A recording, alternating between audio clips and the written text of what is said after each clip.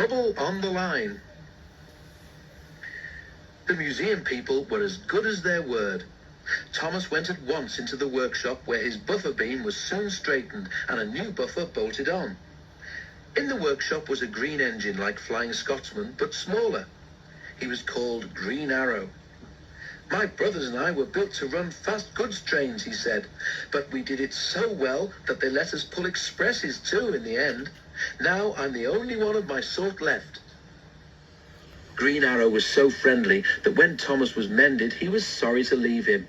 But back at the great railway show, he was thrilled to see instead one of Stepney's brothers, Box Hill, an engine he remembered from the old days. Thomas was moved to a special position.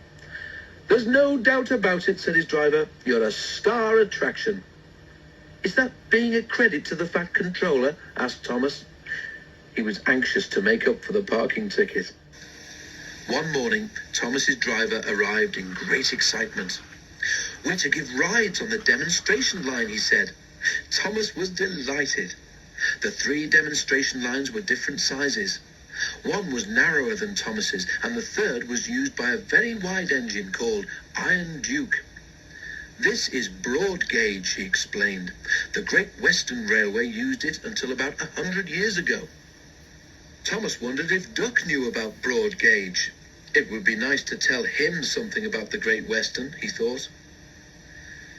The engines had to take great care because of the many visitors. Thomas was anxious.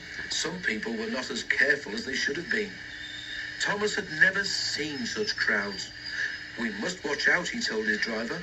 What would happen if a child got onto the line? Don't you worry, Thomas, replied the driver. There are plenty of good, strong barriers, and we'll take care. But Thomas did worry. He was afraid that in an emergency, he might not be able to stop soon enough. Next morning, Thomas felt better. The sun was shining, and he was looking forward to talking to Iron Duke again.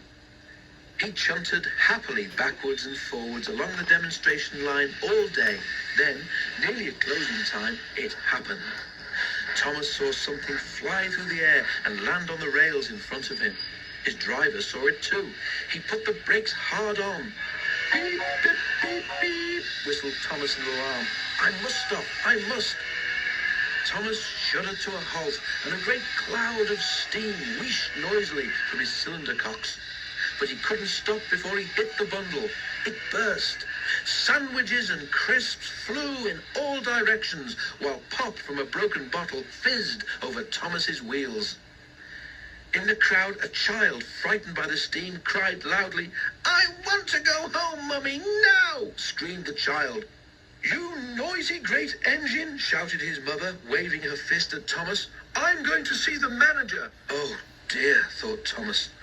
That's not the way to be a credit to the Fat Controller. You did very well, comforted his driver. Thank goodness it was only a lunch pack and not a child on the line. The fireman was inspecting Thomas. Hey, look at this, he shouted. The driver went to see. You damaged your brakes when you stopped suddenly, he told Thomas. No more work until they're fixed, I'm afraid. Never mind. If the people here today have learned that engines can't stop at once, that's a good thing. Thomas hoped they had.